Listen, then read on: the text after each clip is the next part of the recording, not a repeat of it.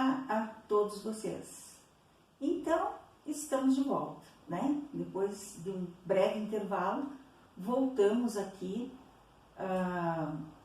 para mais um capítulo da saga do frigorífico bacariense. Já estamos nos desenrolando para os finalmente da série, né? Essa série está quase no final.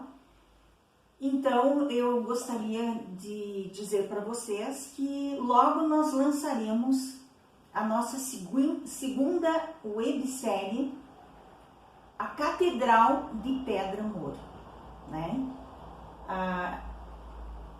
Essa websérie, na verdade, é a religiosidade no município de Vacaria. Como a nossa proposta é do regional para o universal, nós vamos continuar trazendo elementos dessa comunidade, da comunidade vacariense. Vacaria, que está aqui nos campos de cima da serra, Rio Grande do Sul, Brasil. Essa comunidade que nós temos uma vivência aí de 32 anos, excluindo 5 que ficamos fora, mas mesmo ficando fora, nós sempre convivemos com esse município, porque nossos familiares estão aqui, nossos amigos, e a gente sempre retornou para um diálogo, para visitas, para um relacionamento, continuar o nosso relacionamento familiar e amigável, né, no município. Então, na verdade, são aí 37 anos entre moradia, idas e vindas, né? Mas se remontarmos, né, a história do município de Vacaria remonta aos meus antepassados, os meus avós, né, que tiveram as suas famílias, se estabeleceram no município de Vacaria. E uma história que ainda pretendo contar é acerca de 3 fazendas, né, aqui de Vacaria. 3 fazendas antigas de Vacaria. A fazenda do Guabiju, onde nasceu a minha mãe, em 1934. Dia 2 de abril de 1934. Nasce na fazenda do Guabiju Maximília Braga de Almeida, cujo o apelido foi Mila, e mais na sua velhice, Mila Braga. Então, Mila Braga nasceu em 1934 na fazenda do Guabiju, próximo, fazia parte de Vacaria, né? Creio que não faz, acredito que já é município a fazenda do Guabiju. Quando entrarmos nessa websérie, aí nós vamos, né, nós ainda estamos pesquisando, ainda faltam muitos detalhes, e essa pesquisa eu venho fazendo há muitos anos, né, desde o tempo da minha licenciatura em História.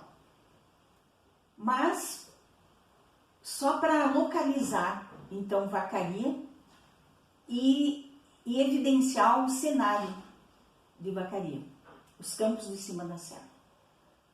A fazenda do Guabiju, 1934, nasce a minha mãe e, ao mesmo tempo, na fazenda do Colorado, divisa com Vacaria e Lagoa Vermelha, nasce o meu pai, João Carneiro da Costa.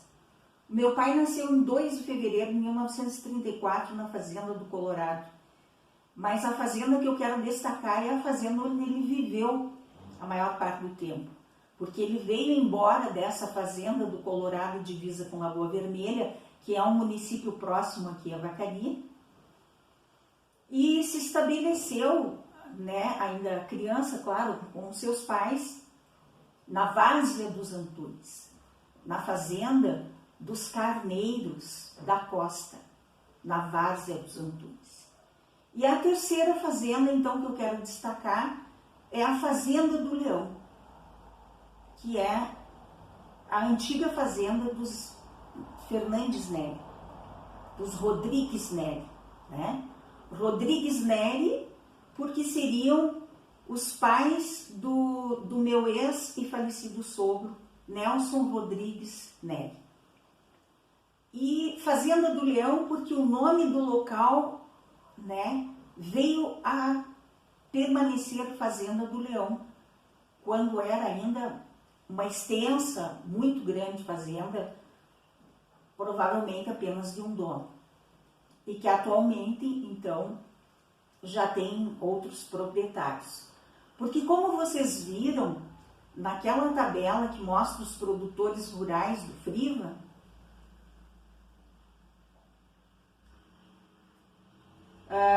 que fala, na verdade, a produção, a compra de gado, né? A compra de gado que eu mostro para vocês, que tem um número X de produtores e um número X de rebanhos. Ali naquela tabela dá para ver que vai aumentando o número de proprietários e vai reduzindo o número de rebanhos. Que ali, então, eu estou mostrando para vocês que ou está vindo por herança ou por revenda das fazendas, mas está proliferando o número de proprietários. Então, na Fazenda do Leão é um exemplo também. A Fazenda do Leão é um exemplo, era uma extensão muito grande de terras, que depois, decorrendo as heranças e as compras e vendas de campo, vão aumentar o número de proprietários, mas ainda fica a Fazenda Raiz, Fazenda do Leão, a propriedade atualmente dos filhos do senhor Nelson Neri, que já é falecido. Então, essas 3 fazendas, nascem 3 famílias, que essas 3 famílias se entrelaçam com laços de amizade, de negócios, de empréstimos, de vendas, de compras, de doações. Essas 3 fazendas se integram com casamentos, com laços de família, com laços de negócios, com laços de trabalho, com laços de labor e com laços de religiosidade. Então é uma história muito bonita, que será contada no momento devido, mas esse é o Campos de Cima da Serra, né? Eu estou citando apenas 3 fazendas e apenas 3 famílias. A Fazenda do Leão, de propriedade, provavelmente de um espanhol, descendente de espanhol, Rodrigues Neri. Provavelmente o Rodrigues, pelo menos Rodrigues é espanhol. O Neri não se tem uma determinação muito certa. Alguns dizem que é italiano, outros dizem que é francês. Mas pode ser francês ou italiano, com certeza com espanhol. Já a fazenda do Guabiju, o casal que veio se estabelecer ali, Anselmo e Celita Braga de Almeida, primos, é um casal de primos que casa e tem uma família grande. E eles vêm de Viamão. E a sua descendência provavelmente, é a descendência dos casais que desceram no porto próximo a Viamão e se estabeleceram em Viamão. Porque o meu avô veio de Viamão para a Fazenda do Guabiju. Se estabeleceu ali, ele era tropeiro. E se estabeleceu ali e criou ali nasceu e foi criada a sua família. A minha mãe, uma loura dos olhos azuis, nasceu em 2 de abril de 1934. O meu pai, João Carneiro da Costa, nasceu em 2 de fevereiro de 1934 e Carneiro, com certeza, uma família portuguesa. Braga de Almeida, da minha mãe, com certeza, descendência portuguesa ou açoriana, né? A ilha de Açores, pertencente a Portugal, né? O meu pai, provavelmente, a família dele, dos Carneiros, inclusive tem brasão em Portugal. Então, é uma família portuguesa, né? Costa, provavelmente português, mas é o sobrenome da minha avó. A origem da minha avó é um pouco duvidosa, fica entre portuguesa e talvez uma cruza com indígenas. Então há um nozinho a se desatar, né? Sem preconceito nenhum, sem preconceito nenhum. Já está provado que a nossa família é miscigenada, nós somos brasileiros, somos miscigenados, né? O destaque para minha mãe loura dos olhos azuis, porque é a característica dela, da etnia, para caracterizar a etnia de onde ela veio, simplesmente por isso.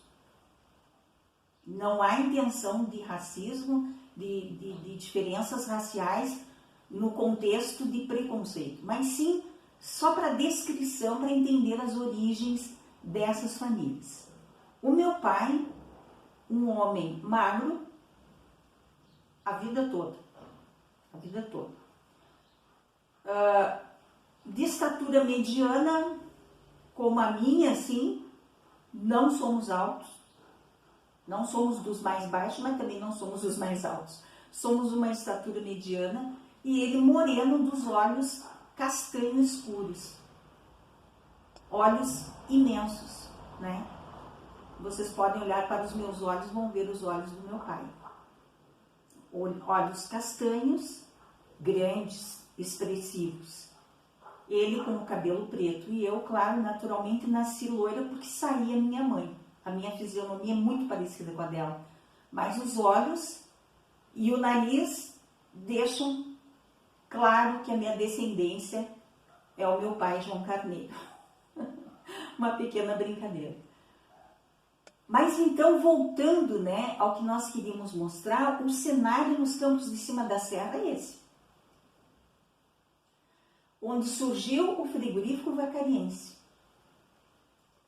Um lugar que provavelmente na história foi relatado em 2 livros de Vacaria como um lugar ermo, distante de tudo e de todos. E aí, para mostrar para vocês, nós estamos aqui no extremo sul do Brasil, né? Peraí, eu não consigo visualizar muito, mas aqui embaixo, ó, no extremo sul do Brasil nós estamos, no extremo sul. É bem longínquo o extremo sul do Brasil em relação ao extremo norte, né? Estados Unidos, Canadá, e no outro lado do oceano, Europa, né? Países do Oriente Médio. Então, se a gente fizer uma localizaçãozinha, olha só o navio ali. Esse navio me lembra, e esse globo me lembra, a globalização. Navio atravessando o mar, globalização. Atravessando o globo, circulando o globo, explorando o globo. Globalização. Será o último capítulo da saga do frigorífico vacariense, a globalização. A primeira grande globalização foi as grandes navegações. Foi quando o ser humano começou a utilizar a energia do vento e o barco a velas como meio de transporte para atravessar os mares e oceanos e explorar mais o globo terrestre. E conquistar um continente imenso, como aqui vocês veem que é as Américas. América do Norte, América Central e América do Sul. América Latina, né? Que inclui o Brasil e os países vizinhos ao Brasil. Aqueles que fazem divisa e aqueles que não fazem divisa, mas estão ali vizinhando, né? Vamos deixar claro isso. Nem todos fazem divisa com o Brasil, mas todos estão ali na América Latina, né? Que é a América Central para baixo, né? Muito bem. O cenário é esse. E o último capítulo da saga do frigorífico vacariense com certeza será a globalização e a mudança de modelo econômico. Não podemos perder o foco, né? Esse estudo, o propósito dele inicial foi descobrir o porquê surgiu um objeto de estudos tão grandioso num lugar longínquo e considerado erro, mas que nós viemos a descobrir que havia uma logística impressionante. Estrada, rodovia, uma rodovia federal passando à frente do frigorífico e uma estrada de ferro passando nos fundos do frigorífico. Então aqui nós temos os fundos do frigorífico, por onde chegava o gado da fronteira sul do Rio Grande do Sul. Então imagina mais extremo sul, né? O gado vinha lá da pontinha do Rio Grande do Sul, bem pertinho do Polo Sul, né? Muito bem. E viajava depois na forma de carne congelada para onde? Para quase extremo norte, aqui na Europa, né? Extremo norte, podemos chamar de extremo norte, Lá dos confins do sul, ele ia para os confins do norte, do outro lado do oceano, em forma de carne congelada, da melhor qualidade, utilizando a melhor tecnologia da época, embalado a vácuo, em 1973 a 1983, aliás, o último abate é 97, né? Mas 83, antes da globalização. Após 83, durante a globalização. Então, logo nós encaminharemos para esse capítulo final, para essa parte final. Talvez seja subdividida, né, entre duas partes, porque tudo nesse livro, ele parece tão fininho, né? Mas ele tem uma consistência tão grande, esse estudo. Ele é de uma consistência que nós vamos mostrar para vocês agora aqui, mais alguns livros que foram utilizados até aqui e que está crescendo a nossa pilha ali em cima, né? Depois eu vou focar para vocês verem o quanto cresceu e a quantidade de livros que nós necessitamos para fazer um trabalho aparentemente simplório, mas não é tão simples assim. Vocês viram muitas estatísticas, foram muitas estatísticas que vocês vieram a observar, a analisar, a acompanhar essa análise. O quanto cresceu esse frigorífico na década de 73 a 83, o quanto ele empregou, o quanto de tributos ele recolheu, o quanto foi crescendo a folha de pagamento, né? Então ali na estatística está como ordenados, como foi crescendo essa folha de pagamento ano a ano. Havia inflação? Havia, mas era muito maior do que os índices de inflação, o crescimento da folha de salários do Friva. Enquanto isso, vocês também evidenciaram o crescimento na compra de gado. Então, se ele estava comprando muito gado, ele estava pagando muitos salários, é porque ele estava produzindo muito, ele estava pegando mais mão de obra, precisando de mais mão de obra, ele estava criando mais empregos, ele estava criando mais renda. Então, esse estudo mostra claramente o quanto esse objeto de estudos foi importante para esse município, para a manutenção desse município naquela época em que ele era viável. Porque o cenário econômico, ele muda. Nessa última parte, que é a globalização, vocês vão ver o quanto o cenário muda. O cenário econômico se transforma a partir do governo Collor. E é essa reflexão que nós queríamos fazer com vocês.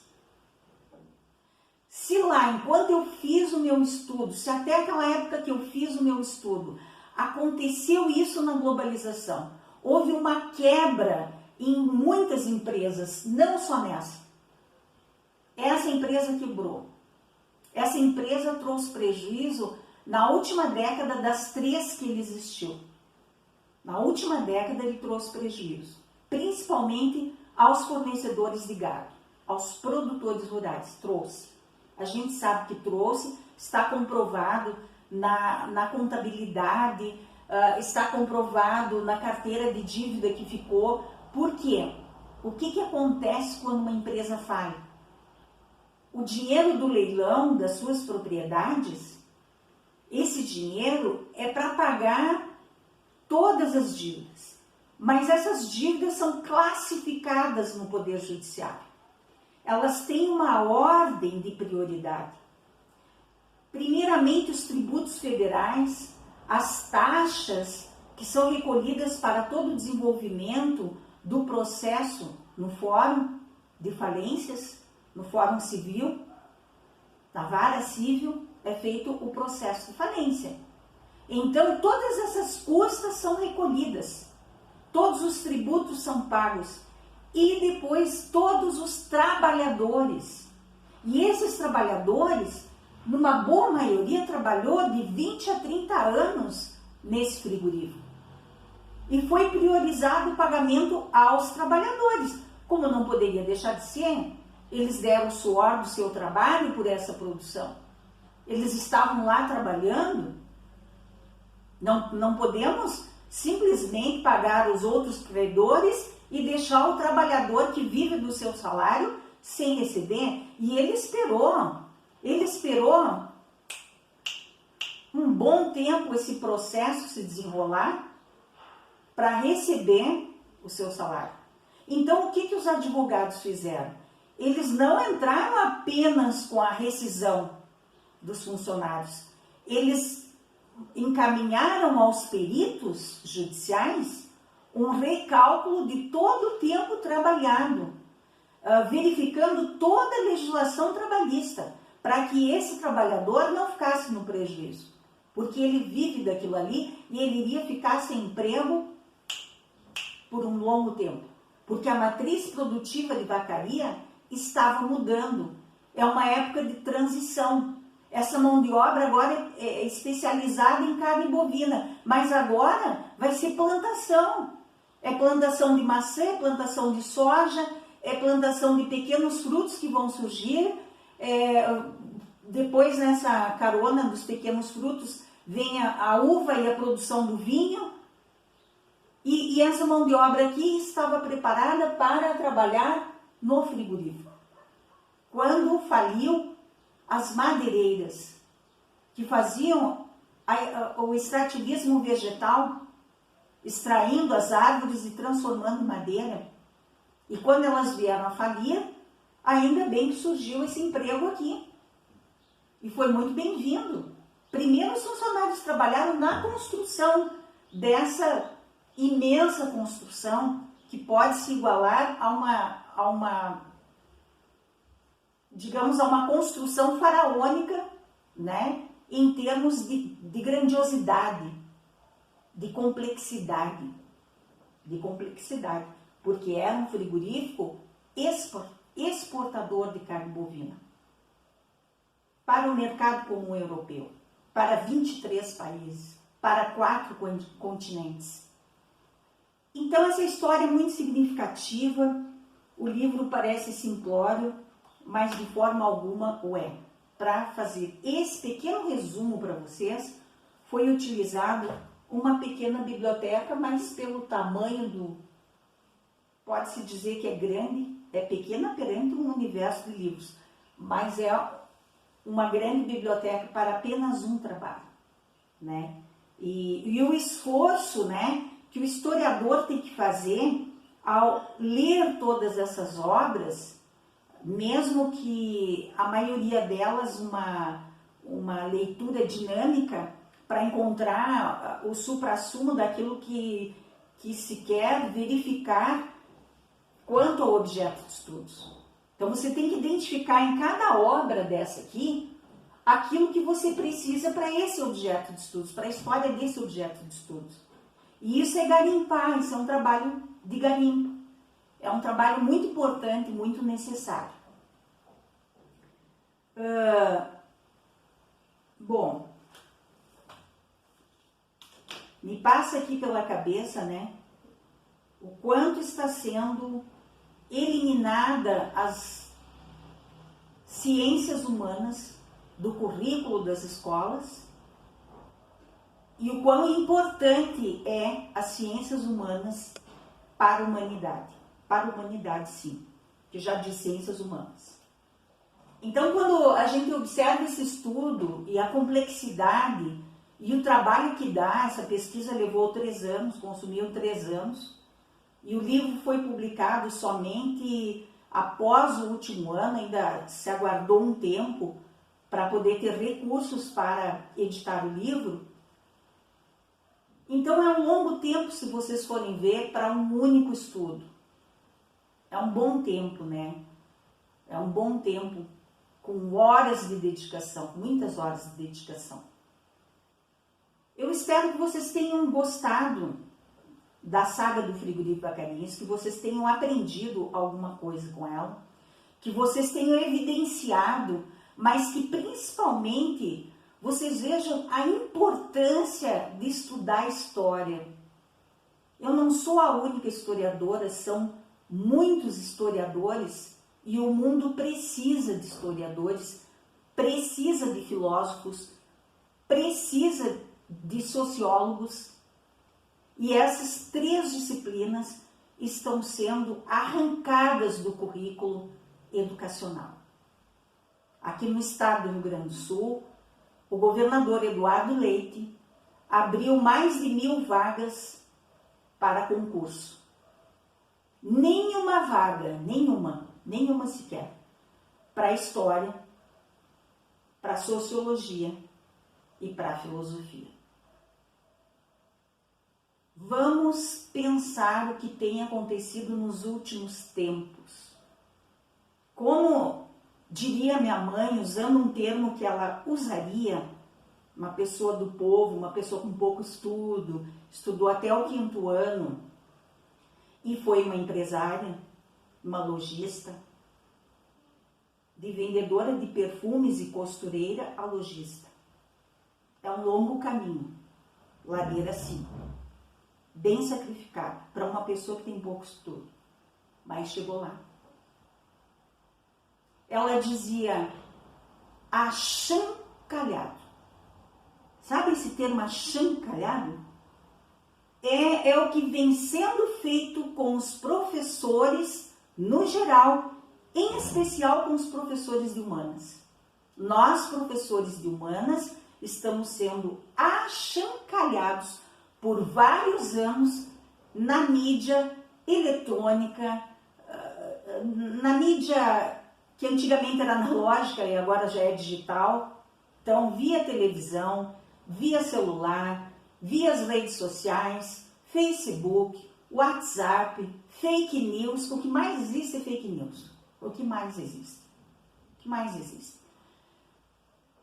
E nós, professores de humanas, se coloquem no nosso lugar, use um pouquinho da nossa empatia, que geralmente os profissionais de humanas geralmente são pessoas muito empáticas. Geralmente, não estou dizendo que são todas, mas geralmente são muito empáticas. Se coloca no nosso lugar. Empatia é se colocar no lugar do outro. Se coloque no nosso lugar, vendo a nossa profissão morrer, como se não tivesse importância alguma para a sociedade. Você presenciar as universidades fechando as licenciaturas, as universidades estão fechando os cursos de licenciatura e demitindo todos os profissionais da área de humanas. Agora, como nós sabemos que existiu uma globalização e que a primeira globalização foi feita a navio, movido com energia, como nós sabemos que a primeira globalização foi feita com navio a velas? Como nós sabemos, eu costumava desenhar no quadro o mapa mundi aqui. Claro, não fica perfeito como isso, que é uma impressão, né? Que é um desenho maravilhoso, mas nós, professores, nós temos a mania de desenhar no quadro. Inclusive o barquinho e mostrar de onde ele está saindo, para onde ele está indo, qual foi a primeira viagem de circunnavegação, até onde foi a primeira viagem, até onde foi a segunda, como os navegantes fizeram para conseguir ultrapassar o Cabo Bojador, que é um cabo onde tem muita ventania, onde é muito difícil atravessar, onde não é qualquer navio que consegue, navio a velas, né, naquele tempo, com pouca tecnologia. Nós costumamos desenhar isso para as crianças. E quando tem giz colorido, quando não tem, a gente compra. A gente pega um pouquinho do nosso mínimo salário e vai lá e compra o giz colorido para fazer o mar azul, para fazer os países marrom ou verde, para fazer o barquinho no meio ali com giz branco para destacar que ele está tentando atravessar aquele oceano imenso. Quem é que traz para vocês os fatos, as consequências, boas ou más? Quem é que traz uma reflexão para a humanidade quanto aos modelos econômicos, aos modos de produção? Quem é que traz isso? Quem é que ensina a pensar? Quem é que ensina a se localizar? Quem é que ensina a observar a sociedade? Quem são os profissionais que ensinam a todos os adolescentes que entram logo após a pré-adolescência no ensino médio e vão até a sua adolescência madura, 17 anos, 18, 19, depende do desempenho do jovem? Quem é que mostra para eles essas guerras mundiais? Por que aconteceu? Como aconteceu? Quais foram as causas, as consequências? Fazer pensar, mostrar um filme como A Lista de Schindler, refletir sobre o Holocausto, não deixar ninguém esquecer que o Holocausto existiu, mostrar o que é uma ditadura, o que é o corte da liberdade de expressão, e o que é a democracia e a liberdade de poder se exprimir livremente, que é o que eu estou fazendo aqui. Se fosse ditadura, eu não estaria aqui com esse canal aberto para vocês, estendendo a mão para vocês e puxando vocês. Vamos aprender. Vamos expandir a nossa consciência. Vamos expandir a nossa consciência. E me veio aqui agora um vídeo, O Buraco Branco no Tempo. Procurem na internet, eu passei para muitos alunos O Buraco Branco no Tempo. Sobre o que ele fala? Sobre o que está precisando desenvolver é a consciência humana. Porque a exploração foi efetiva e eficaz. Conheceram todo o planeta. Colonizaram, inclusive. Miscigenaram.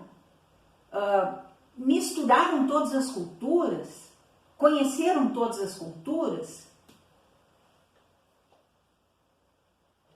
desenvolveram as tecnologias, avançaram nos inventos numa proporção extraordinária. Tudo isso foi feito, mas a expansão da consciência, que é o buraco branco no tempo, onde é que está a expansão da consciência?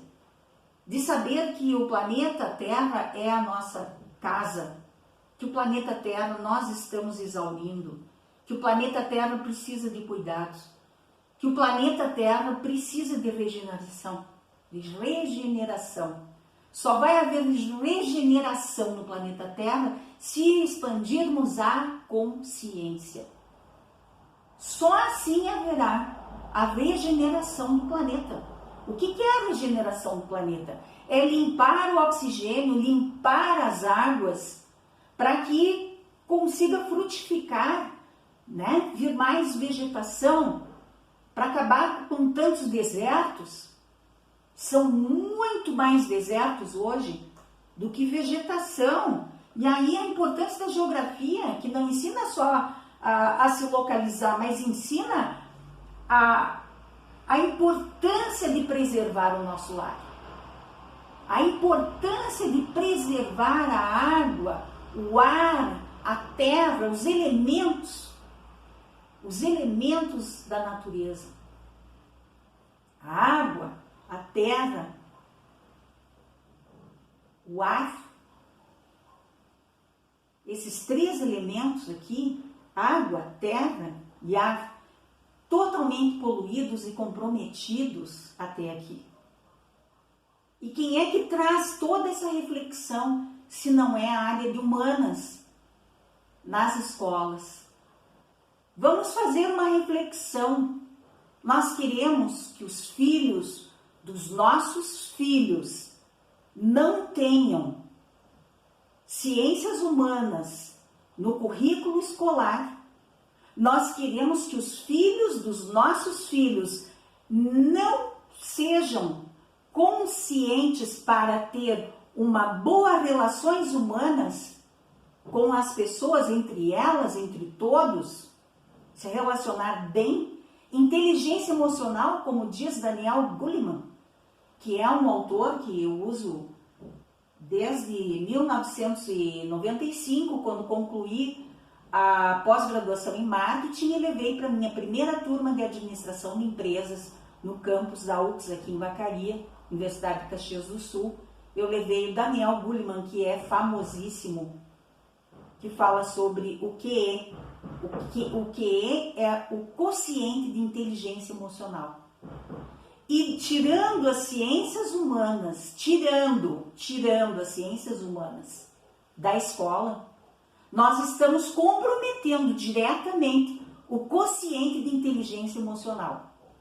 Porque o quociente de inteligência emocional são as relações humanas, que é um dos capítulos muito importantes do curso de administração de empresas. Faz parte também do marketing, do endomarketing, que é o marketing interno das empresas, que ensina as empresas a tratar bem dos seus funcionários para que eles trabalhem satisfeitos, felizes e produzam um produto de qualidade, de preferência dentro das normas técnicas de preservação ambiental. Tem pessoas que criticam o programa ambiental do país, o programa de preservação ambiental do país. Mas isso hoje é imprescindível. Você vai querer que o seu neto não tenha como respirar? Você vai querer que o seu neto não tenha água potável para beber? Você vai querer que o seu neto não tenha água para beber, nem ar para respirar? É isso que você quer? Se é isso que você quer, continua com o novo ensino médio. O novo ensino médio, onde permite, mal e porcamente, um período de cada disciplina. Um de história, um de filosofia, um de sociologia e um de geografia. E agora a tendência é tirar esse um, porque não foi feito concurso para profissionais das ciências humanas. Ciências humanas é geografia, sociologia, filosofia e história. Não foi feito concurso para essa área. Você vai tirar de dentro da sala de aula a possibilidade dos seus sobrinhos netos, dos seus netos, estudarem os acontecimentos que a sociedade desenvolveu nesses, vamos pôr de 1900 a 1923, 23 anos que seja. Vamos pôr no mínimo 23 anos. Porque nós, historiadores, estudamos da pré-história aos dias atuais. Nós trabalhamos da pré-história à globalização, que é os dias atuais é a globalização. Você vai tolher as pessoas de aprender a se relacionar? de pensar sobre o que foi feito, onde erraram, o que prejudicou a humanidade, o que prejudicou o planeta, o que prejudicou os trabalhadores, ou mesmo os empresários, porque aí é uma via de mão dupla, né? Nós precisamos do emprego e eles precisam de nós. Eu trabalhei em empresas muito anos, metade da minha vida foi empresa. Eu precisei deles, mas eles precisam de nós, eles precisavam de um profissional competente para fazer o trabalho que eu fiz. E continuam precisando de pessoas competentes, porque, gente, cá para nós, a gente está sendo mal atendido. Aonde a gente vai, eu não estou falando só desse município, eu transito por vários aqui no Rio Grande do Sul, e quando viajo para fora, alguns de Santa Catarina, e quem sabe um pouco mais longe, a gente transita por tudo. A gente é mal atendido onde vai. Por quê? Quociente de inteligência emocional, relações humanas. O ser humano está falindo, está regredindo. Em vez de ele aumentar o quociente de inteligência emocional, ele está regredindo nisso. A troco de quê? É aquela coisa bem chula que a gente diz. A economia à base da porcaria. Nós estamos economizando em qualidade de pessoa que sabe se relacionar, de pessoa que sabe principalmente ouvir e não só falar. Nós estamos economizando, né?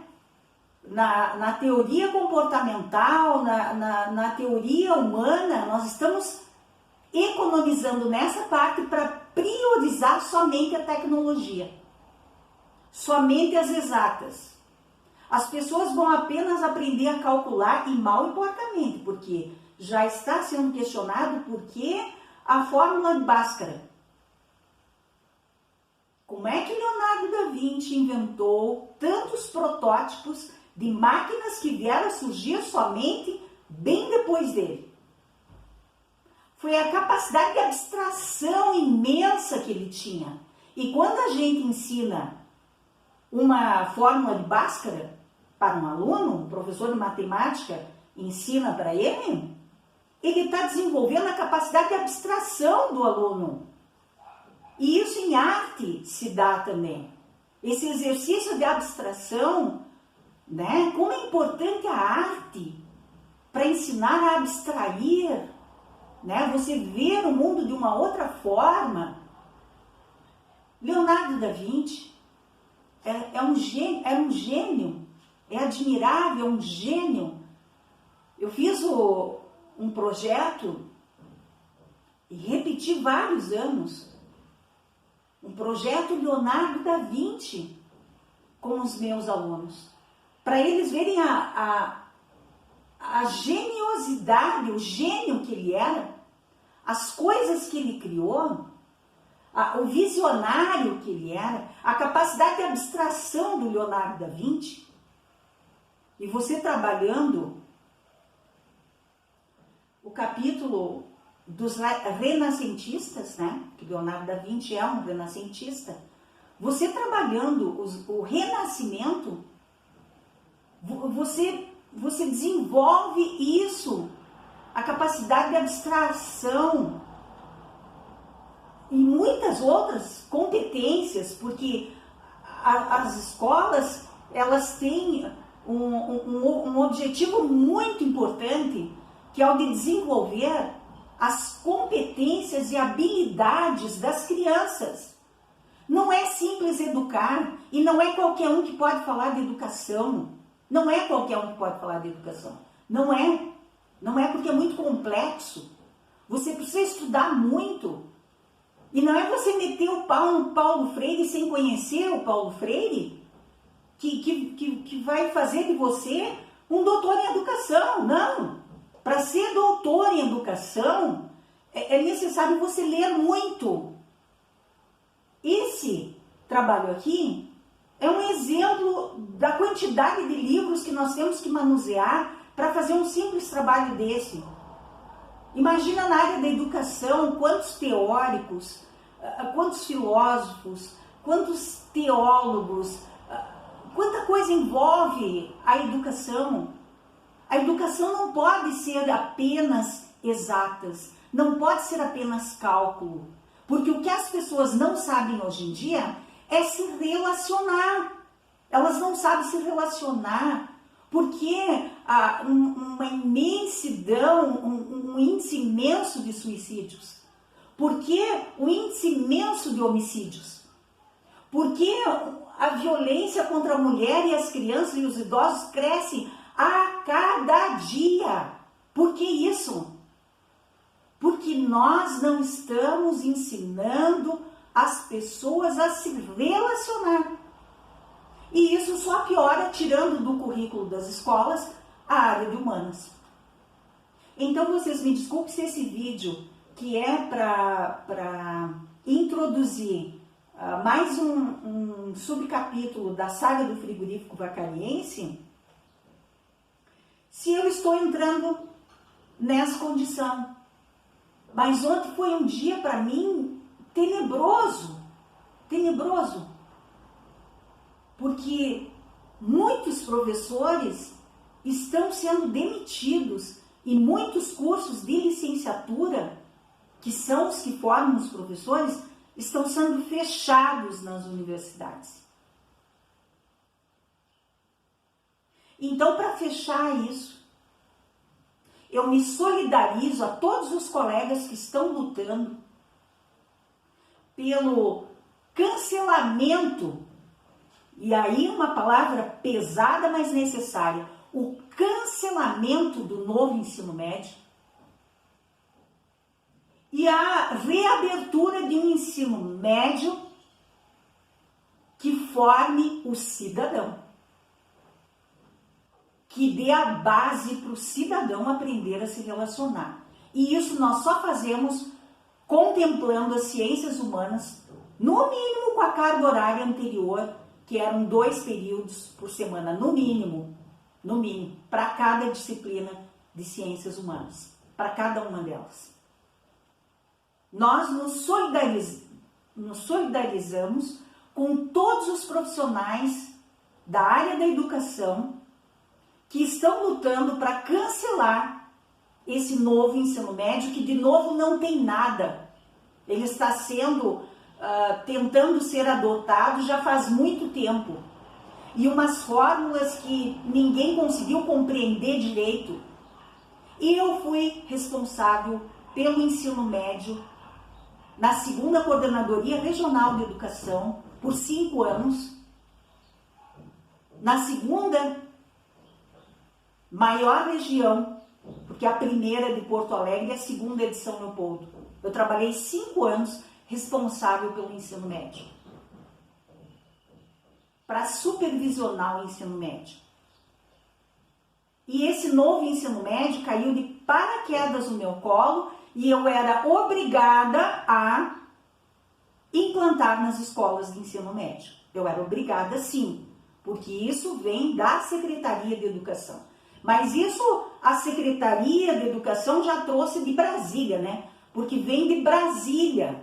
E aí eu quero mostrar para vocês o quanto é importante esse diálogo através do frigorífico sobre as políticas públicas. Por quê? Porque esse frigorífico, ele veio pelas mãos do governo através das políticas públicas assinadas em Brasília, criação do Banco Nacional do Desenvolvimento Econômico, e chegou aqui nos Campos de Cima da Serra, num lugar longínquo, que é o extremo sul, lá de Brasília, que é no centro do Brasil. Olha a importância de uma política pública. O novo ensino médio é um canetaço de Brasília que veio parar novamente aqui no extremo sul do Rio Grande do Sul e em todo o país. Um canetaço, uma política pública assinada no centro do Brasil, em Brasília, ela afeta todo o território nacional. Todo o território nacional. E não tem choro daí de supervisor, de coordenadoria com a Secretaria de Educação. Não tem choro, porque isso é uma lei maior que todos devemos seguir. Então, eu me solidarizo com toda a classe educacional que está pedindo: vamos cancelar esse novo ensino médio. Ele não é a melhor opção para os nossos educandos, que são nossos sobrinhos netos, nossos netos.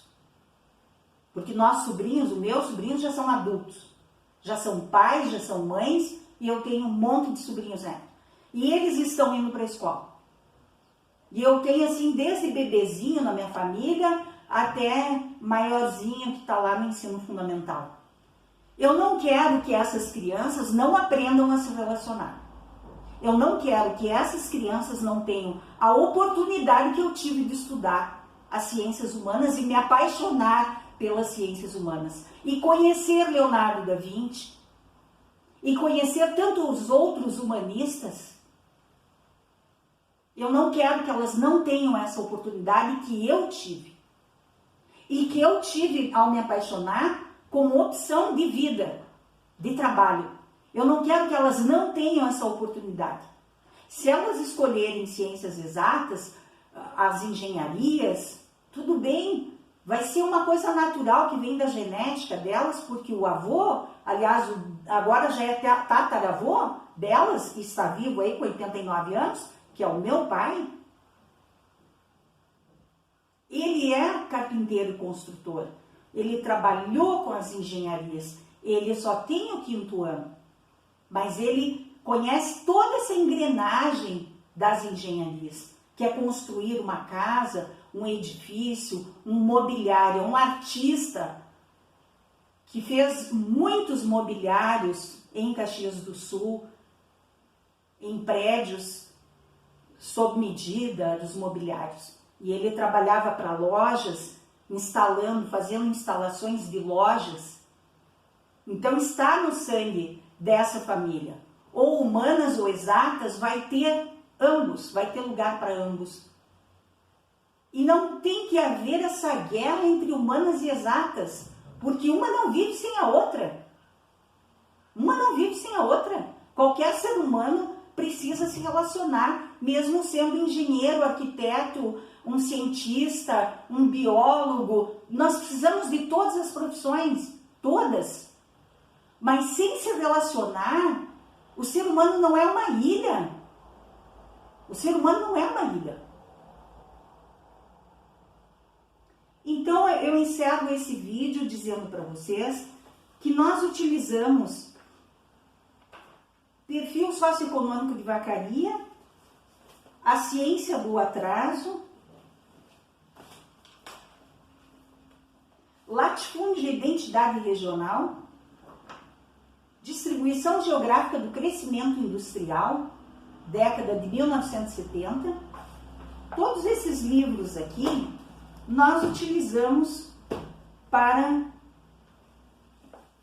esse estudo aqui. Nós vamos colocar aqui, ó, nós vamos ver que tamanho que vai dar isso aqui. Ó, sobre o tempo que usava o plástico para encapar o livro para não ficar feio.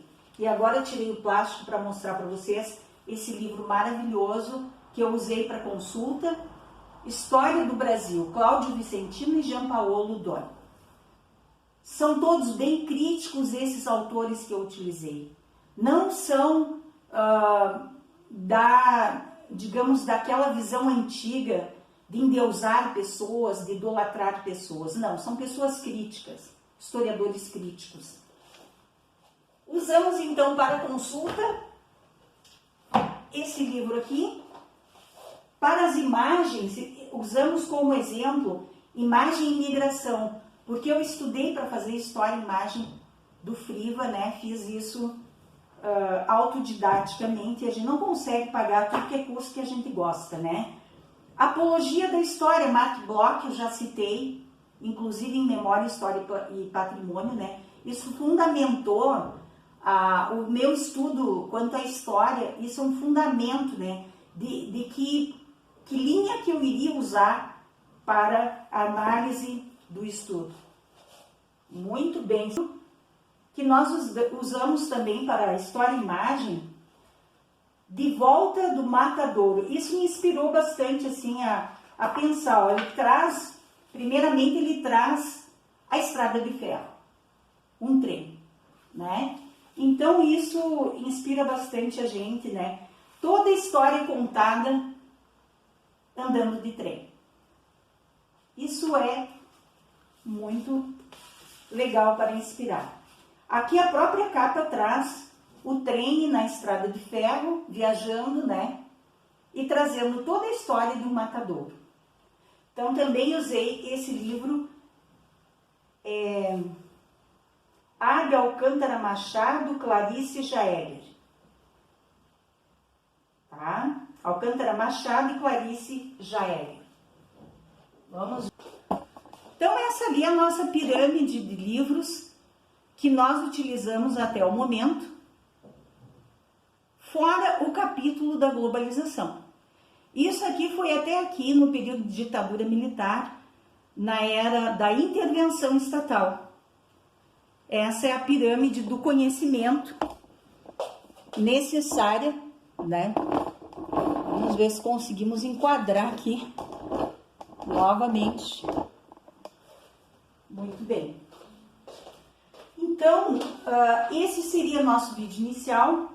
Vocês fiquem agora com esse subcapítulo, que é um capítulo da saga do frigorífico vacariense, um subcapítulo do canal YouTube História Legal, do regional para o global. Um canal comprometido com a verdade. Não esqueçam de dar o joinha aí, de se inscrever no meu canal, para que ele continue a existir. Vamos dar um apoio aí para que as ciências humanas continuem a existir. Não queremos que ela se acabe. E vocês vão ficar então com essa parte que é a história do frigorífico nas falas dos entrevistados. Nós teremos aí 4 ou 5 entrevistados que vocês acompanharão as suas falas e tirarão as suas próprias conclusões a respeito do estudo desse objeto que era um frigorífico exportador de carne congelada para o mercado comum europeu, países do Oriente Médio e alguns países da própria América Latina. Até o próximo vídeo.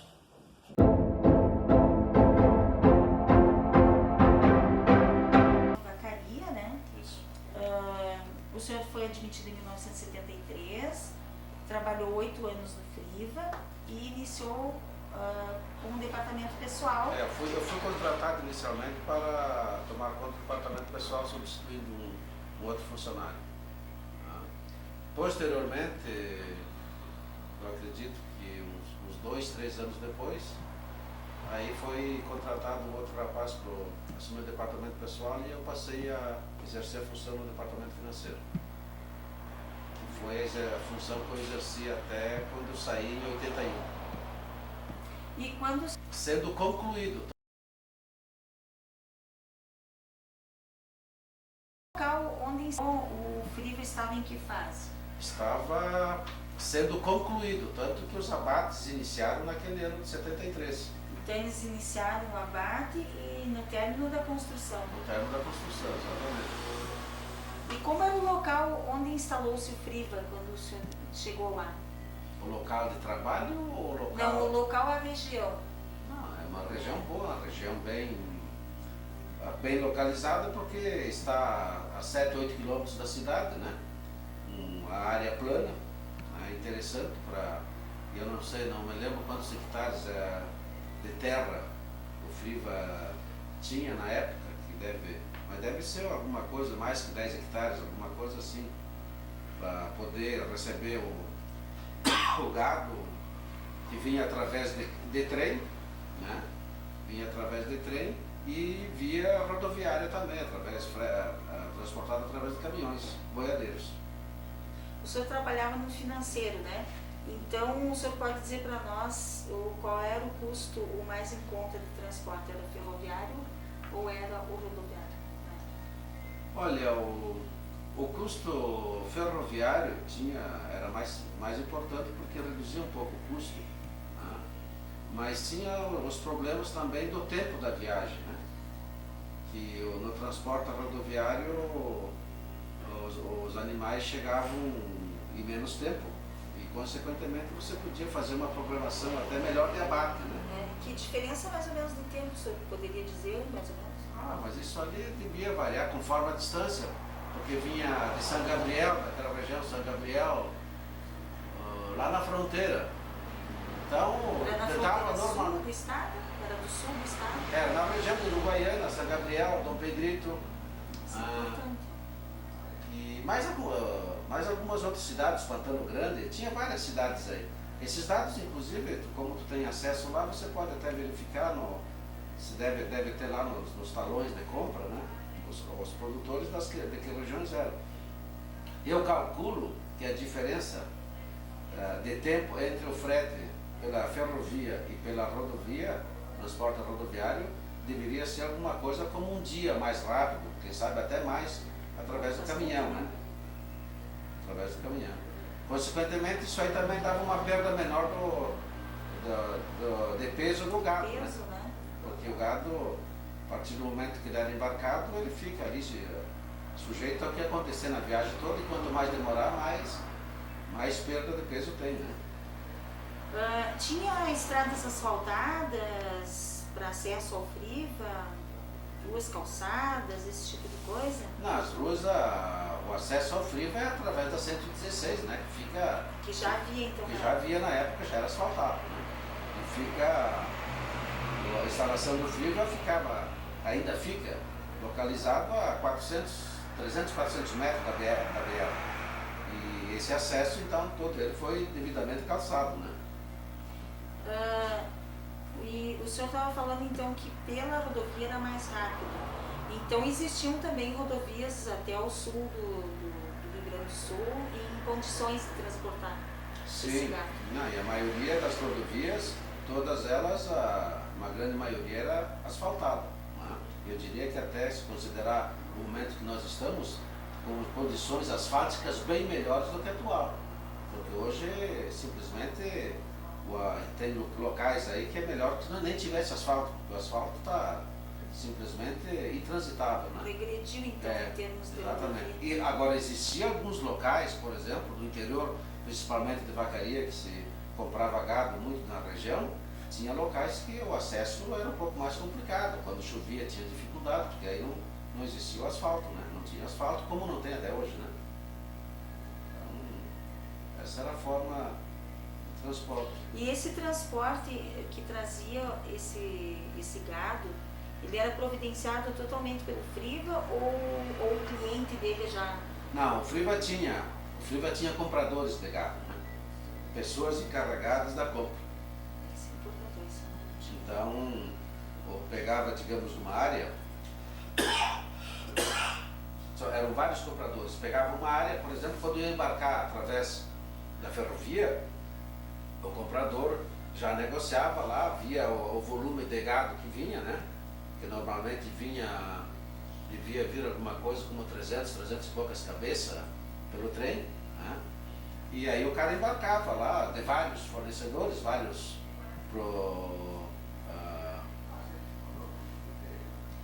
criadores de gado, e daí embarcava tudo lá, emitia nota de produtor, né? E embarcava pela ferrovia.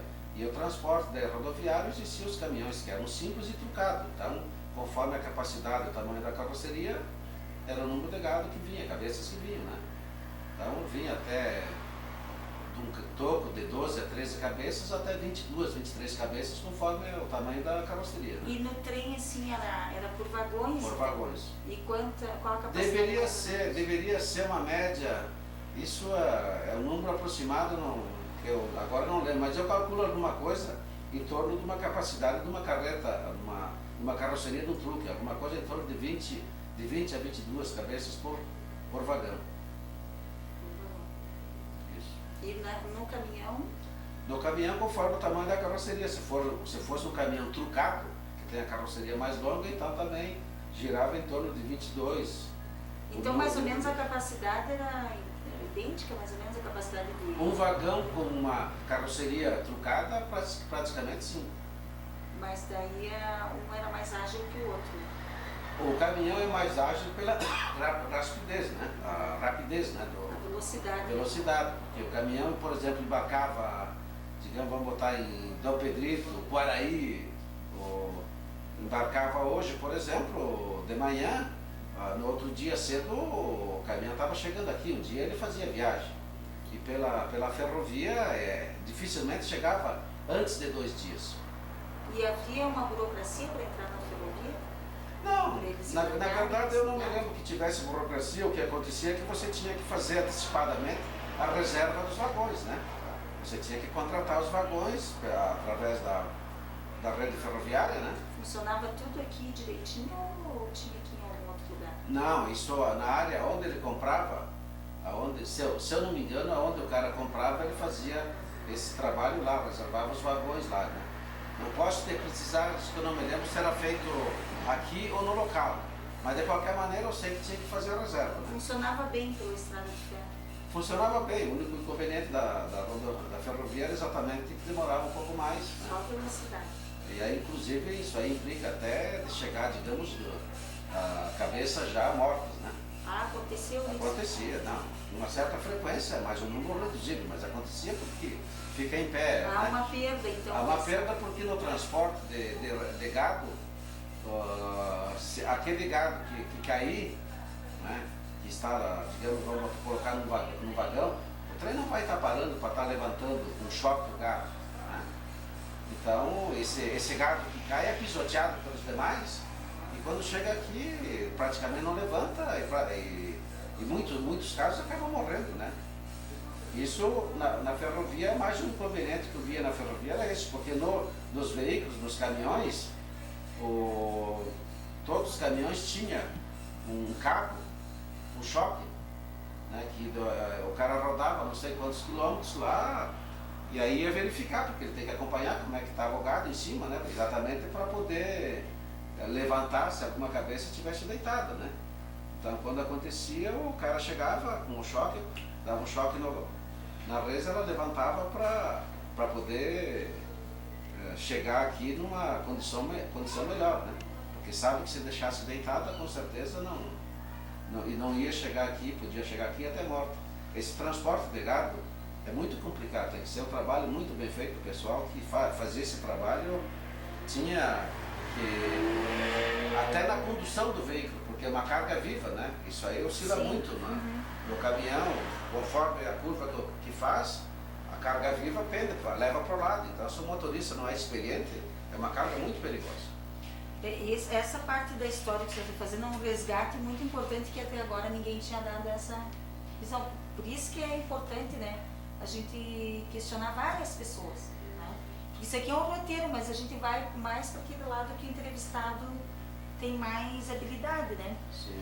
Então, o distrito industrial, ele já existia naquela época ou não?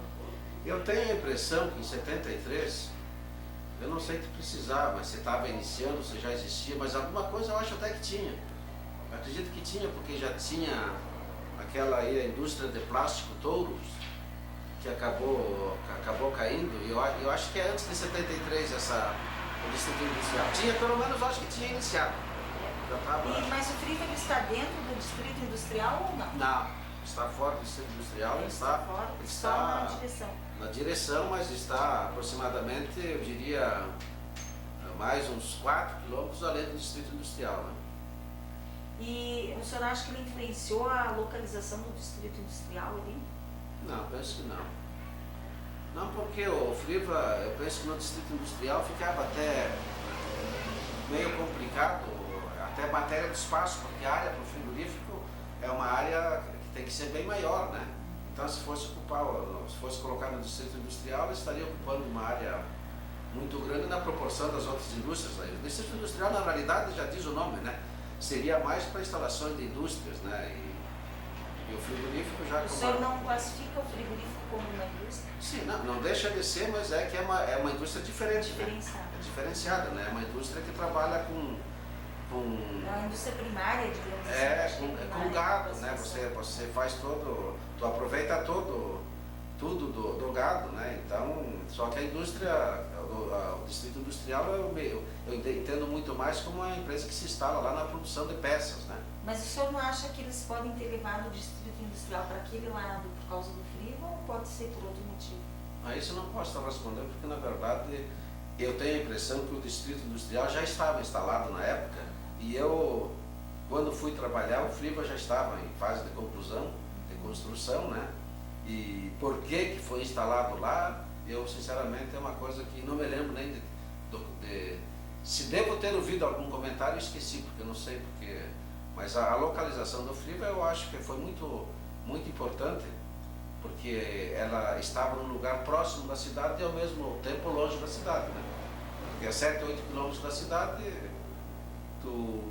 para quem... É fácil o acesso. É fácil o acesso, né? Você não Mas ia no para a Friva. atividade precisa de um espaço maior. Né? Exatamente. E ao mesmo tempo ela está longe da cidade, porque tu não pode instalar, digamos, uma empresa como um frigorífico próximo da cidade, porque implica em tratamento de água, outras coisas, outros problemas, né? Que aí tem que fazer, isso aí é... Eles costumam falar muito do manancial de água lá. O senhor considera que era água potável? Como é que era a água lá? Bom, a água lá era tratada, né? Tinha um químico lá que fazia esse trabalho, não era assim, digamos, uma forma de deixar correr solto, né? Ele tinha um controle, tinha inclusive as caixas d'água lá que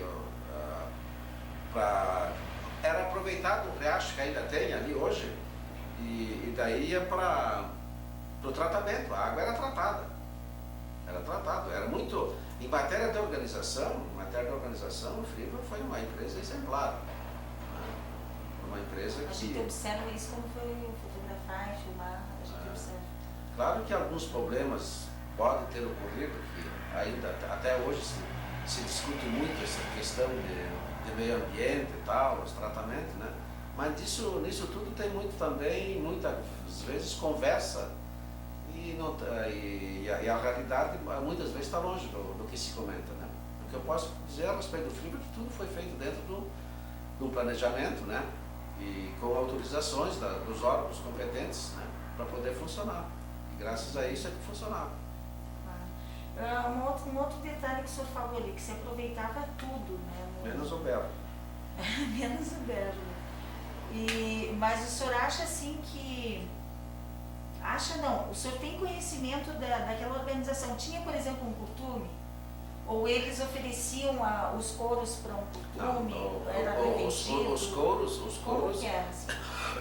Eram, depois do abate do gado, era tirado o couro e tal, ia para a salga, né? Tem a sala que os couros era salgado, né? E aí eles iam colocando, iam estocando. E depois de um certo tempo, porque o couro, ou você vende ele na época, pelo menos, ou se tu vendia ele, digamos, verde, assim que tu abateu o gado, sem salgar, né? Ou você salga ele, mas depois para você vender, você tem que esperar um certo tempo, que devia ser alguma coisa em torno de 20 a 30 dias,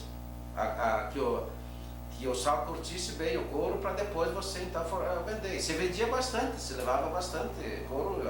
A região que mais se vendia era aqui na Estância Velha, né? A região próxima de Porto Alegre. E tinha costumes então nessa Estância Velha? Ainda tem, trabalhavam, né? Exatamente. Ali tem muito a região do calçado, né? Exatamente, só que hoje está numa crise complicada, né? Como tudo, né? É. Então, o que mais assim que era aproveitado no Friva que não era... Porque a carne a gente sabe que era embalada, congelada e posteriormente até exportada, né? A carne Mas tinha... O que sobrava, assim, onde que ia essa... Bom, era aproveitado até osso, né? Até osso, que era feito farinha de osso. Era feito ali mesmo? Sim, ali tinha um moinho, fazia tudo, né? A própria carne existia, como existe em todos os frigoríficos, uma inspeção sanitária, né? E ali no frigorífico existia funcionários na época era chamado Dipoá, departamento de, hoje é de origem animal, eu acho que ainda nem mudou o nome, mas então só tinha 3, 4 funcionários que você não podia bater nada sem o acompanhamento desse pessoal. E a carcaça, então, depois do abate e tal, era antes de ir para desossa e serrar e dividir bem a carcaça, passava pela inspeção. A inspeção é que determinava, ó, essa res aqui tem um problema tal, então essa carne aqui não pode ser consumida verde, né? Então vai a carne só para enlatado.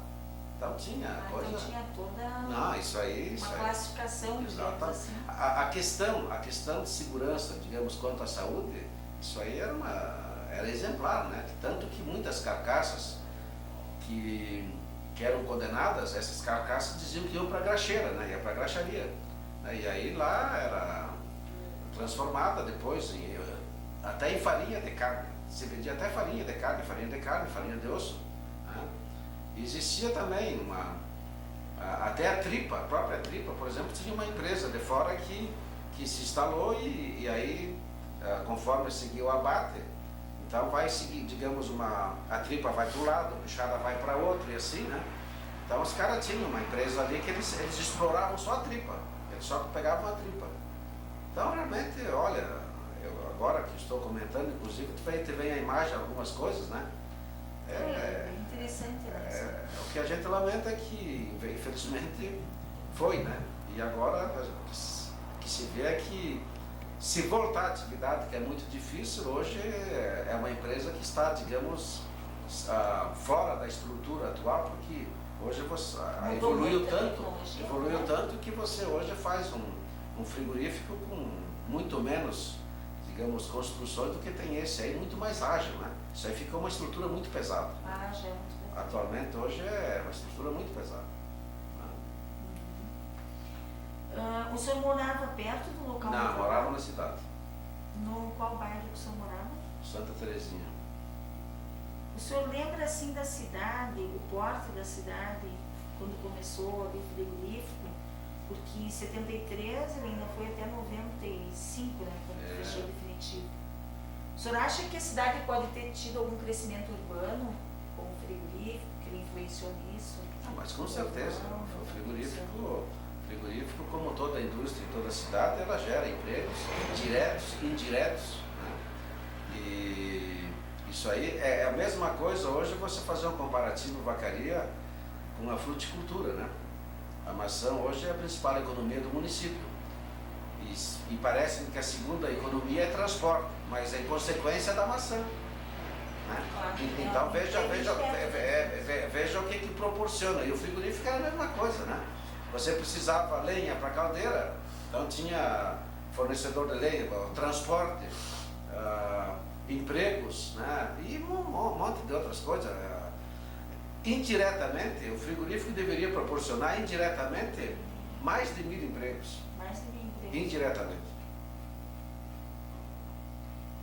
E diretos, assim, o senhor lembra mais ou menos? Diretos eu não. É alguma coisa, se eu não me engano, em torno de 150 a 200 funcionários, por aí, ou até mais. Eu não tenho. Esse número eu estou chutando, mas eu calculo que se fica em torno disso aí. Tem algumas pessoas que mencionam um número de 400 empregos. Fixos? Na época de safra. Na época de safra, a verdade é que você tinha toda a estrutura, né? Então, aquilo segue um processo, o gado entra, é abatido, tal, e cada uma vai fazendo sua parte, e seguindo por roldana, né? Seguindo por roldana, cada um faz a parte dele e se você parar, se você não fizer, vai complicar o trabalho do outro, né? Então, o número de funcionários, eu diria que é o número que se enquadrava para seguir esse trabalho, né? Agora, 400 funcionários, eu não sei se precisar, eu acredito que fixo não, mas sinceramente não me lembro. Mas esses dados você tem condições de tirar lá, eu não... Bom, o senhor ia trabalhar com que condução para a empresa? Eu ia de carona sempre com o pessoal que trabalhava lá da direção. Então posso colocar aqui, condução improvisada pela empresa? Não seria improvisada pela empresa, seria o pessoal da direção, que a gente todos eles moravam em Vacaria, então quando a gente ia para não ir cada um com um carro só, o cara passava, pegava, levava 3, 4 pessoal, É uma né? questão até de economia, né? Exatamente. Como eram as condições em que trabalhavam? Boas, mais ou menos, ruim? Como é Não, que as eram condições de trabalho eram boas. O que o senhor poderia descrever assim da rotina lá no trabalho, no dia a dia, assim? O senhor trabalhava na parte administrativa, né? Eu iniciei Era o cotidiano, assim, digamos, né? eu iniciei no departamento pessoal. Posteriormente é que eu fui, mas o meu tempo maior, na verdade, foi na parte financeira. Eu, praticamente na parte da tarde, eu ficava muito mais tempo na cidade indo nos bancos para ver as negociações, desconto de títulos, taxas, propostas, isso aí, né? Então, mas o ambiente era bom, tranquilo, não sei se era essa pergunta a respeito do ambiente de trabalho que você... É, como um todo, assim, né? Se havia harmonia com os colegas, como é que era no geral, não, né? existia harmonia. A sim. gente O tenta resgatar o cotidiano, o o clima era bom, da o clima empresa, era bom. né? Era bom. Porque o mais difícil de resgatar na história é o cotidiano das pessoas, É. né? Tem uns que descrevem assim, os dias eram todos iguais, né? De repente na sua função era diferente, lá na administração era um pouco diferente. Eu diria que na área financeira era tranquilo. Alguns problemas que todo o cara que trabalhar vai enfrentar é no departamento pessoal, né? Porque tu lida com pessoas, né? E aí, no tu lidar com pessoas, você tem uma norma para seguir, né? Até a questão, digamos, de adiantamentos, que seriam os vales fornecidos, que aí chega o cara, preciso de tanto, e tu só pode dar tanto. Esse problema existia. No departamento pessoal, realmente era desgastante, né? Porque quanto mais funcionários tem, maiores a probabilidade também de você ter que dizer não e até discutir, como aconteceu uma ocasião, de quase ter sido agredido por um funcionário, né? Mas isso faz parte, né? Mais fácil, isso aí, só que esse mesmo funcionário, tempo depois, veio pedir desculpa e me agradecer, né? Então é uma situação que você tem que enfrentar, tu tem que muitas vezes, em consequência das dificuldades dos funcionários, tu às vezes tem que até administrar o orçamento do cara, né? Porque se você deixa o cara à vontade, e que tu não pode deixar, o cara sempre está pedindo mais vale do que o que ele fatura, né? Do que o que ele ganha. Exato. Então tu fica naquela assim, mas como é que eu vou te dar um adiantamento se tu já tirou na hora de pagar o salário, aí você chega lá, desconta o vale e o cara, não, mas eu não posso descontar esse vale, quer dizer, não tem, qual é a empresa que vai sobreviver fazendo dessa forma? Então esses são os problemas que se encontrava no início, né?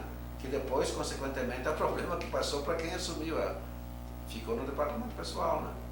E o senhor achava esse pessoal, então, esses funcionários que trabalhavam, famílias pobres, bem necessitadas, como é que era na época? Tinha, sim, tinha. E como todo, e existe até hoje, alguns, uma maioria de bons funcionários que queriam trabalhar, né, queriam crescer, da mesma forma que alguns que também queriam emprego, né? Que tem muito, né?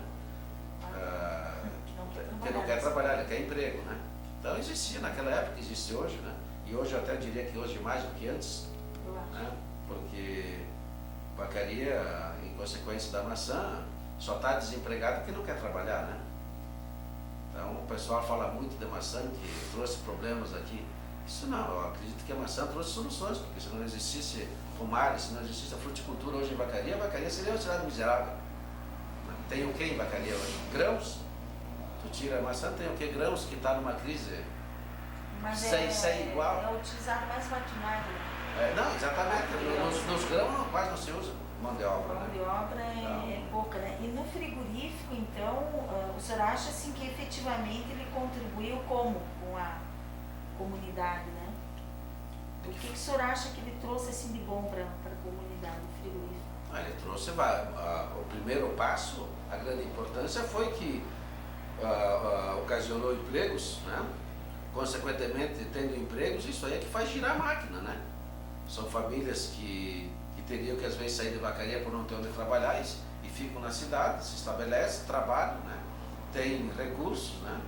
E isso aí toca O senhor acha que ele movimentou assim, o comércio? Com certeza. Ele trazia um certo respaldo para os funcionários. Por exemplo, vai abrir um crediário numa loja, né? Eles tinham um respaldo assim, de, eu trabalho no frigorífico. Eu acredito que o pessoal. Isso. Não, isso aí era positivo e o pessoal usava muito, só que também tem muito dessa que o cara deve ter trabalhado lá, depois de abrir um crediário, nem trabalhava mais lá e, né? Isso aí é muito da organização da empresa também, pegar os dados do cara para conferir, mas que o pessoal usava isso aí como uma referência, e uma referência boa usava. Né? Só que depois. Dava um certo status, né? Sim, não, trabalho no Friva. Não existia indústria da época maior do que o Friva e Vacaria. Né? E não só Vacaria, na região, né? Na região, então quer dizer que chegar com um símbolozinho aquela cabecinha de gado, né? No contra-cheque. Exatamente. Melhorava. Cheques personalizados. Né? Também, né? Trazia. Bom, o que o senhor acha, assim, tinha alguma escola lá próxima ao Friva? O Friva incentivou alguma abertura de escola ou não?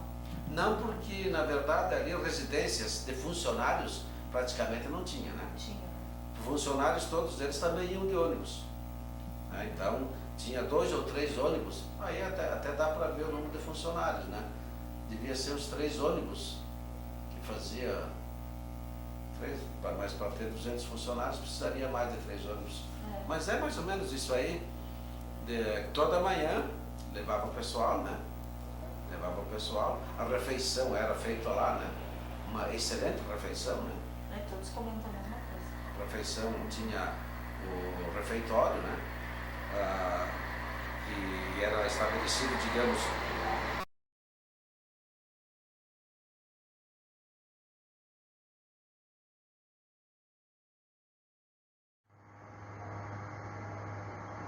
Então, meu muito obrigada a todos vocês. Aqui estão meus contatos para aquisição do livro físico. WhatsApp 51 996 89 90 85. E-mail historialegal2022@gmail.com. Curtam e inscrevam-se no canal. Ativem o sininho para as notificações. E não percam o próximo capítulo da saga do frigorífico vacariense. Meu muito obrigada a todos vocês. Canal YouTube História Legal, o canal comprometido com a verdade, do regional para o universal.